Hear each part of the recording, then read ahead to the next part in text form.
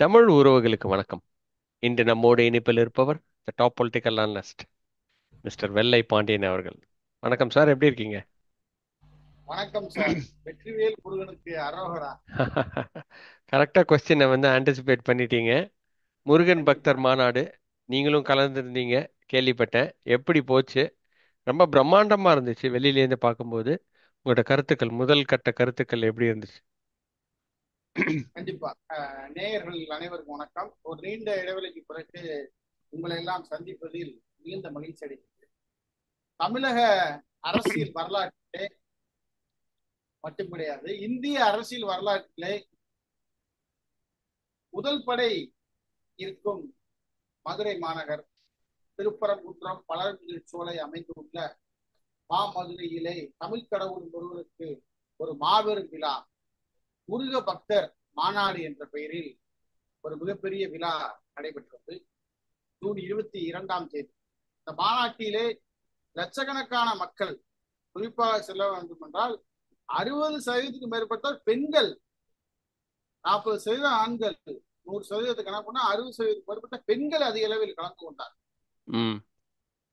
நீங்க பழனியில பாத்தீங்கன்னா திமுக அரசு முத்தமிழ் முருகன் மாநாடு என்று இந்து சமய அறநிலையத்துறை சார்பா ஒரு மாநாடு நடத்தினர். அது ம். எல்லாருக்கும் அறிந்தது, தெரிந்தது. ஆனால் ஒரே இடத்தில் ஒரு தமிழகத்தில் கூடிய ஒரு காவல்துறை, ஒரு சாதாரண கான்ஸ்டபிள் கூட அந்த மாநாட்டில் நீங்க பார்க்க முடியாது.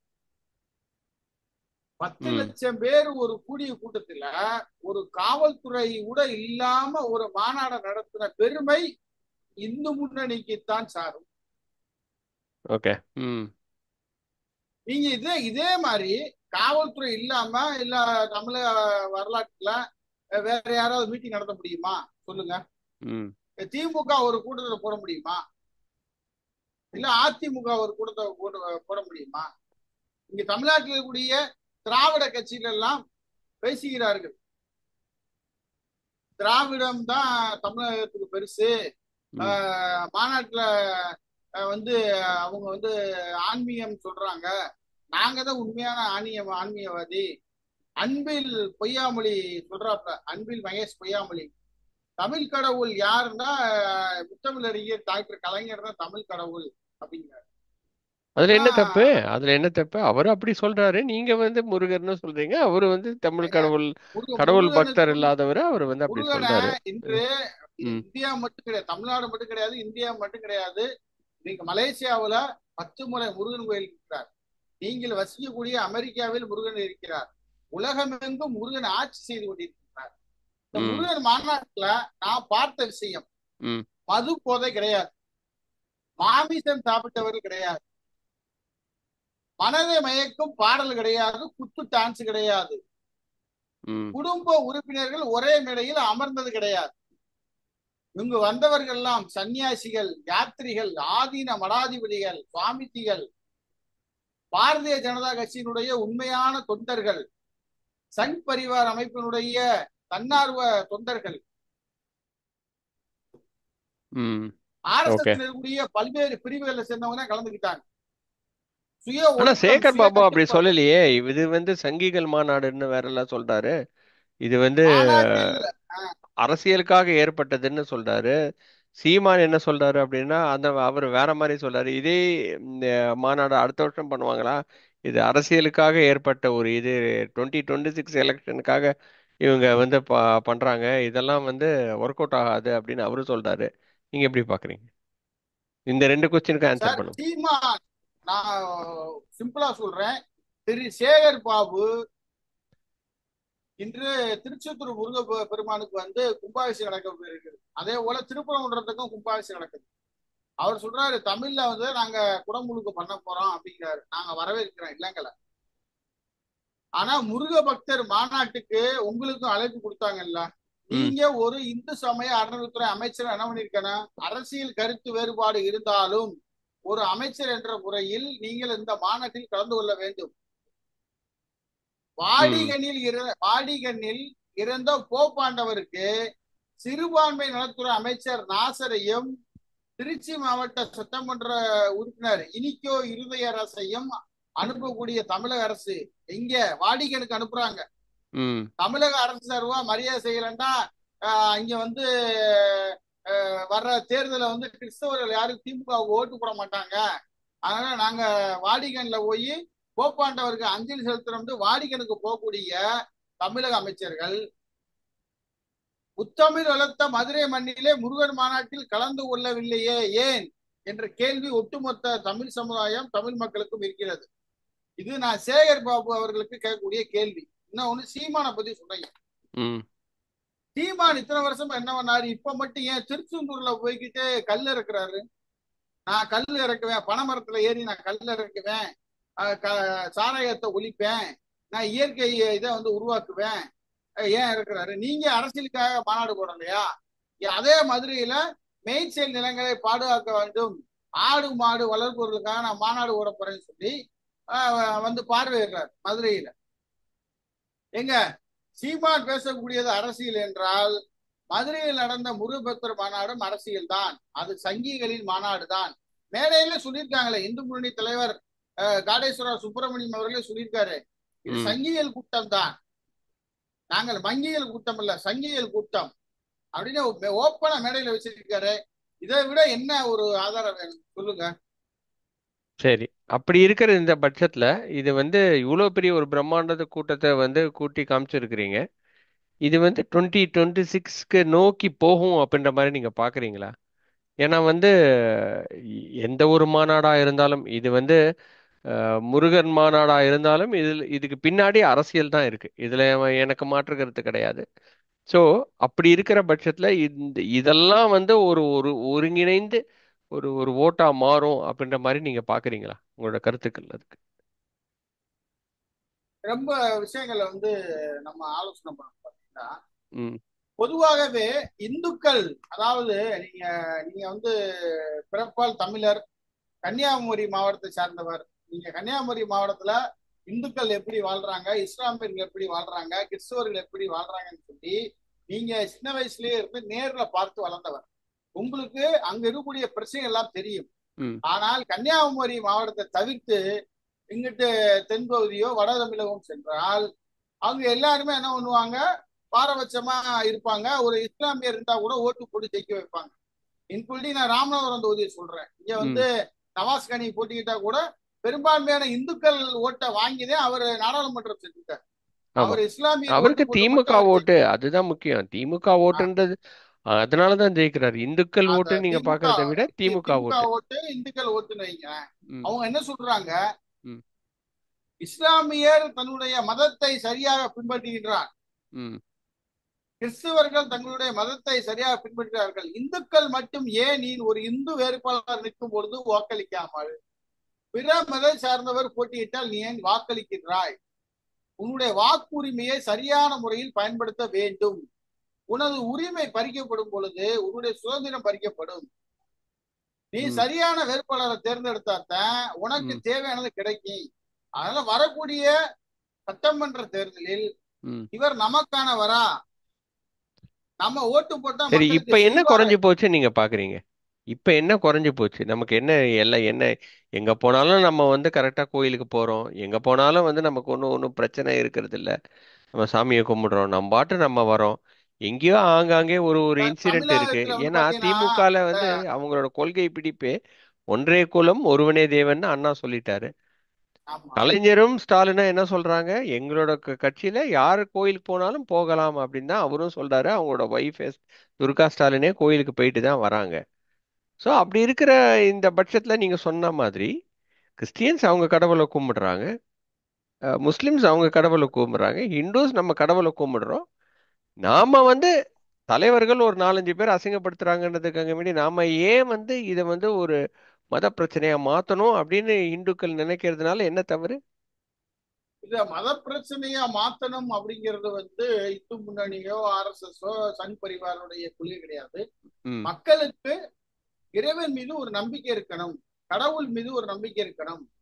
தமிழகத்தில நீங்க பெரியாரை தவறாக பேசிவிட்டால் ஊர் ஊருக்கு ஆர்ப்பாட்டம் போராட்டம் பண்றீங்க, இல்ல ஒரு அண்ணாவை பேசிட்டா பண்றீங்க. ஆனா இந்து மதத்தில் இருக்கக்கூடிய பல தலைவர்களை கொச்சைப்படுத்தும் பொழுது யாரும் வேடிக்கை பார்க்க கூடாது, முருகனை அவமதிக்கும் பொழுது அந்த முருகனுக்கான உரிமையை தட்டி கேட்க வேண்டியது தமிழக மக்கள் தான். அதற்காகத்தான் ஒரே இடத்தில் அறுபடை அறுபடை 6 படையவும் ஒன்றாக வைத்து 6 கால பூஜை வைத்து 6 படை 6 நாட்கள் சஷ்டியில் தொடங்கி மிகப்பெரிய விரதம் இருந்து லட்சக்கணக்கான மக்கள் காவடி எடுத்து வந்தார்கள். லட்சக்கணக்கான மக்கள் பால்குடம் எடுத்து வந்தார்கள். லட்சக்கணக்கான மக்கள் பாத யாத்திரை வந்தார்கள். சாரசாரியாக நீங்க திராவிட கட்சியில் கூட்டம் போட்டால் போட்டு கொடுக்கணும் 200 ரூபாய்க்கு, பிரியாணி கொடுக்கணும், கோழி பிரியாணி கொடுக்கணும், இப்படி பணத்தை கொடுத்து நீங்க கூட்டத்தை கூட்ட முடியும். ஆனா இங்க வந்த கூட்டம், இப்ப நான் இருக்கேன், நான் வந்து ஒரு பொதுவா தான் போயிட்டு வந்தேன். நான் வந்து என்னோட சொந்த காசுல தான் போயிட்டு வந்தேன். என்ன மாதிரி எவ்வளவு பேர் வந்திருப்பாங்க, பல பேர்னா ரேலி வந்தாங்க. அதே மாதிரி பாண்டிச்சேரியில இருக்கக்கூடிய என்ஆர்எஸ் காங்கிரஸ் கட்சியினுடைய தலைவர்கள், பாரதிய ஜனதா தலைவர்கள், புதுச்சேரி மாநில அமைச்சர்களும் கலந்துக்கிட்டாங்க. புதுச்சேரி மாநிலத்தில் ஆந்திர பிரதேசோட துணை முதலமைச்சர் ஜனசேனா கட்சியினுடைய தலைவர் பவன் கல்யாண் அவர்கள் கலந்து கொண்டு முருகனுடைய சிறப்புகளை பற்றியும் முருகனுடைய சேகர் பாபு அது வேற கேட்டிருக்காரு. பவன் கல்யாணுக்கும் முருகருக்கும் என்ன சம்பந்தம், பவன் கல்யாணுக்கும் தமிழுக்கும் என்ன சம்பந்தம், பவன் இதே கல்யாணத்துக்கும் கேள்வியை கேட்கிறேன். தமிழ்நாட்டுக்கும் என்ன சம்பந்தம் அப்படின்னு தானே கேட்டிருக்கிறாரு. ஆமா, அவர் கேட்கிறாரு பவன் கல்யாண் வந்து தமிழகத்துல எதுவும் போட்டியிட போறாரான்னு கேட்கிறாரு. நான் கேட்கிறேன், நீங்க ஏன் ஜெகன்மோகன் ரெட்டி கட்சியில இருக்கக்கூடிய ரோஜாவை கூட்டிட்டு வந்து திமுக கூட்டத்துல ஏன் பேச வைக்கிறீங்க? அந்த அம்மா நாயுடு, நீனு நாயுடு, மணவாடுன்னு சொல்லி திமுக கொள்கை கூடத்துல நடிகர் ரோஜாவுக்கு என்ன வேலை? அந்த அம்மா ஆந்திராவோட மினிஸ்டர் தானே. அந்த அம்மா ஆந்திராவோட பிரசாரம் பண்ணிட்டு போட்டோம். நீங்க அந்த அம்மாவை எதுக்கு தமிழகத்துல கூட்டிட்டு வந்து கலைஞருடைய அரசு சாதனை, திராவிட மாடல் ஆட்சியினுடைய சாதனை, 4 ஆண்டு விழா சாதனை சொல்லி சென்னை சைடு, திருத்தணி சைடு எல்லாம் ஏன் பொதுக்கூடத்துல கூட்டு வந்து பேச வைக்கிறீங்க? நீங்க பவன் கல்யாணம் வந்தது தப்புண்டா, நடிகர் ரோஜாவை கூட்டிட்டு வந்து பேசுறது தப்பு. அது மட்டும் கிடையாது, இன்னும் சொல்ல போனா கேவலம் யோகி பாபுக்கெல்லாம் அரசியல் பேச தெரியுமா? அரசியல் மேடையில யோகி பாபுவை கூட்டிட்டு போய் நைனா சேகர் பாபு பேச வைக்கிறாப்ல. நான் என்ன கேட்கிறேன், அரசியல்வாதி கூட்டு வந்து பேச விடு. உன் கையில ஆட்சி அதிகாரம் இருக்குன்னு சொல்லி இருக்கிற கூத்தாடி போயெல்லாம் கூட்டிட்டு வந்து திமுக மேடையில பேச வச்சா அது நியாயம். ஆந்திர பிரதேச முதலமைச்சர் பவன் கல்யாண் வந்து இங்க வந்து பேசினா அது வந்து தவறா தெரியுதா உங்க கண்ணுக்கு? பவன் கல்யாண் வந்து இன்னைக்கு இந்தியா முழுவதும், உலகம் முழுவதும் பேசக்கூடிய ஒரு அரசியல் தலைவர். ஆந்திர பிரதேசோட டெப்டி சீஃப் மினிஸ்டரா இருக்காரு. அவர் முருகனுடைய பெருமையை அதாவது தமிழ்ல பேசுறாரு. தெலுங்குல வந்து அவர் பேசுறார். சுத்த தமிழ், மதுரை தமிழ்ல பேசுறார். தெளிவா பல்வேறு விஷயங்களை ஆணித்தரமா எடுத்து உரைச்சிருக்காரு. சரி, திருப்பியும் நான் வந்து அதே கொஸ்டின் தான். அதாவது வந்து இந்த முருக மாநாடு 2026 நோக்கி நகரும் போது ஏதாவது ஒரு லாபத்துக்கு நம்ம வந்து இது வந்து நடந்த மாதிரி இருக்குமா, இல்லாட்டா இது ஒரு மாற்றா? எல்லாருமே சொல்றாங்க இங்க இருந்தா ஆரம்பிக்குது, திமுகவை களை எடுக்கிறது இங்க இருந்தா ஆரம்பிக்குதுன்னு சில பேர், நிறைய பேர் அப்படியும் பேசுறாங்க. நீங்க எப்படி பாக்குறீங்க? லாஸ்ட் அண்ட் ஃபைனல் நீங்க கொஸ்டின். சொல்றது 100% உண்மை. தமிழக அரசியல் வரலாற்றில் 2026 சட்டமன்ற தேர்தலுக்கு மாபெரும் திருப்பு முனையாக மதுரையில் நடைபெறும் முருகபக்தர் மாநாடு அடித்தளம் தான். அடித்தளம். எப்படி சொல்றீங்க? அந்த மாநாட்டில் ஒரு 6 தீர்மானம் போட்டிருக்காங்க. அண்ணாமலை என்ன பேசியிருக்கார், நயினார் நாகேந்திரன் என்ன பேசியிருக்கார்? இந்து கோயில் எல்லாம் இடிக்கப்பட்டிருக்கிறது, சாலை நாங்க விரிவாக்கம் பண்றோம், வணிக வளாகம் கட்டுறோம், அரசு பில்டிங் கட்டுறோம், இந்து கோயில் இடிக்கிறாங்க. நீங்க எங்கேயாவது ஒரு இடத்துல மசூதியவும் சர்ச்சையும் உங்களால் இடிக்க முடியுமா? சொல்லுங்க. கிறிஸ்துவ மாநாடு நடத்தினா அதுல முதலமைச்சர் சிறப்பு விருந்தினை கலந்துக்கிறாரு. ஏன்? நீங்க உங்க வீட்டுல உங்க அம்மா கோயில் கும்பிடுறாங்க, உங்க மனைவி கும்பிடுறாங்க, உங்க மருமக்கள் மாதிரிலாம் கும்பிடுறாங்க. ஏன் நீங்க மதுரை மாநாட்டுல சீஃப் கெஸ்டா வந்து கலந்துக்கிறலாம்ல? அவரு காடேஸ்வரர் வந்து என்ன சொல்றாரு, நாங்கள் இந்து முன்னணி மாநாட்டுக்கு அழைப்பு கொடுத்ததற்காக முதலமைச்சருக்கு அழைப்பு கொடுத்தோம், கடைசி வரை அவர் எங்களை அழைக்கவே இல்லைங்க. இதே நீங்க ஒரு கிறிஸ்தவரை இப்படி நிராகரிக்க முடியுமா? ஒரு இஸ்லாமியரை நிராகரிக்க முடியுமா? அப்ப இந்துக்களுடைய வாக்கு வங்கி மட்டும் உங்களுக்கு தேவை. ஆனா இந்துக்கள் உரிமை கேட்கும் பொழுது அவர்களுக்கு சரியான தீர்வு இல்லாமல் அமைவது கேள்விக்குரியதே இருக்கு. அதுக்குத்தான் முருகனுடைய மாநாட மதுரையில் நடத்துவோம். ஏன்னா இங்க வந்து பாத்தீங்கன்னா எப்படி வடக்க ராமரை வந்து ராமராஜ்யம் என்று உத்தரப்பிரதேசத்தில் ராமர் கோயில் கட்டி பிரம்மாண்டமாக அங்கு வட இந்தியாவில் ஒரு மிகப்பெரிய புரட்சியை உருவாக்கினார்களோ, அதே மாதிரி தென் தமிழகத்தில் தென்னிந்தியாவில் முருகனை வைத்து ஒரு மிகப்பெரிய அரசியல் உருவாக்கப்பட்டிருக்கிறது.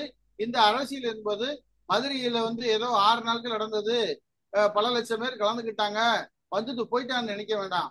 பல ம். லட்சம் பேர் மக்களும் ஒவ்வொருத்தரும் ஒரு வாக்கு வங்கி, அவர்கள் எல்லாம் திமுகவுக்கு எதிராக வாக்களிக்க வேண்டும், 2020 தமிழக அரசியலில் மாற்றம் வேண்டும் என்பதற்காகத்தான் இந்த மாநாட்டில் எல்லோருமே கலந்து கொண்டு சொந்த காசுகளை செலவழிச்சு பிள்ளை ஊட்டிகளோட குடும்பத்தோட கலந்து கொண்டு போயிருக்காங்க. இது ஒரு அரசியல் மாற்றம். அதுக்கு மதுரை அடித்தளமாக அமைந்திருக்கிறது. அதனால்தான் யோகி ஆதித்யநாத் கூட வர வேண்டிய ஒரு சூழல், ஆனால் அவர் தவிர்க்க முடியாதனால வரல. அதனால ஆந்திர பிரதேச துணை முதலமைச்சர் கலந்துகிட்டு பேசிட்டு இருக்காரு. அதுலதான் பேசியிருக்காங்க, 8 பேர் பேசியிருக்காங்க. ஒரு மடாதிபதி பேசியிருக்காரு, RSS தலைவர்கள் 4 பேர் பேசியிருக்காங்க, இந்து முன்னணி தலைவர் பேசியிருக்காங்க, எல்லாருமே பேசியிருக்காங்க, தெளிவா சொல்லியிருக்காங்க. அண்ணாமலை என்ன சொல்றாரு, உலக அளவுல பல மதங்கள் இருக்காங்க, பல நாடுகள் இருக்காங்க, இத்தனை லட்சம் பேர் இருக்காங்க, ஆனா ஹிந்து மதத்துல மட்டும் பெரும்பான்மையாக இந்தியாவில் எத்தனை கோடி மக்கள் இருக்காங்க, ஆனா தினந்தோறும் இந்துக்களுக்கு பல்வேறு இன்னல்கள் வருகிறது, அதையெல்லாம் பிற நாடுகளும் பிற மதத்தினரும் வேடிக்கை தான் பார்க்கிறார்கள். இந்துக்களுக்கான உரிமை நிலைநாட்ட வேண்டும், இது நம்மளுடைய வாழ்வியல் பிரச்சனை, இதெல்லாம் மீட்டெடுக்கணும் தான் இந்த மாதிரி மாநாடுகள்லாம் அடிக்கடி நடத்தணும்னு சொல்லி அண்ணாமலையே மேடையில பேசியிருக்காரு. நிச்சயமா. ஸோ இது ஒரு பெரிய மாறுதலா அமைய போகும் அப்படின்னு நீங்க சொல்றீங்க. பார்ப்போம். ஏன்னா காலம்தான் ஆமா, பதில் இதுவரை சொல்லும். இதுவரை பாத்தீங்கன்னா மக்கள் என்ன பண்ணுவாங்க, காசு வாங்க இல்ல எந்த தேர்தலுமே காசு வாங்கிட்டு ஓட்டு போறாங்க, அது உங்களுக்கே தெரியும். 2020 சிந்தித்து செயல்படுத்தி நம்ம யாருக்கு ஓட்டு போடணும்னு சொல்லி யோசிச்சு ஓட்டு போடுவாங்க. நான் என்ன சொல்றேன், காசு கொடுத்தாலும் வாங்கிட்டு சரியான நபருக்கு வாக்களித்தால் மட்டுமே தமிழகத்தில் ஒரு மிகப்பெரிய மாற்றம் ஏற்படும். ஓகே. அதுக்கு தான் இந்த முருகன் பக்தர் மாநாடு ஒரு அடித்தளமாக இருந்திருக்கிறது. 10 லட்சத்துக்கு மேற்பட்ட மக்கள் கலந்து கொண்டிருக்கிறார்கள். 5 நாட்கள்ல மட்டும் ஒரு 7 லட்சம் பேர் இருக்காங்க. மாநாட்டுல ஒரு 5 லட்சம் பேர், ஒரு 10 12 லட்சம் பேர் இந்த மாநாட்டுல சங்கமித்தது இந்திய அரசியல் மட்டும் கிடையாது, தமிழக அரசியல ஒரு மாபெரும் புரட்சி மாநாடாகத்தான் அமையும். அதனால்தான் பவன் கல்யாண் பேசினார், உலகின் முதல் புரட்சி தலைவர் யாருந்தா, முருகன் தான் அப்படிங்கிறதையே பவன் கல்யாண் பேசியிருக்காரு. ஓகே. ரொம்ப ரொம்ப நன்றி உங்களோட கருத்துக்களை பதிவு செஞ்சதுக்கு. அதே மாதிரி நான் பார்த்தேன், முருகர் பக்தர் பக்தி மாநாடு மிகப்பெரிய ஒரு பிரம்மாண்டமாக தான் அமைஞ்சுது. இவ்வளோ பெரிய ஒரு கூட்டம், அது ஓட்டா மாறுமா அப்படின்றது தான் ஒரு முக்கியமான ஒரு கொஸ்டின் மார்க். பார்ப்போம். காலம்தான் பதில் சொல்லும். இன்னொரு வீடியோவில் சந்திக்கிறேன். அதுவரை நன்றி, வணக்கம். நன்றி சார், வணக்கம். வெற்றிவேல் வீரவேல்.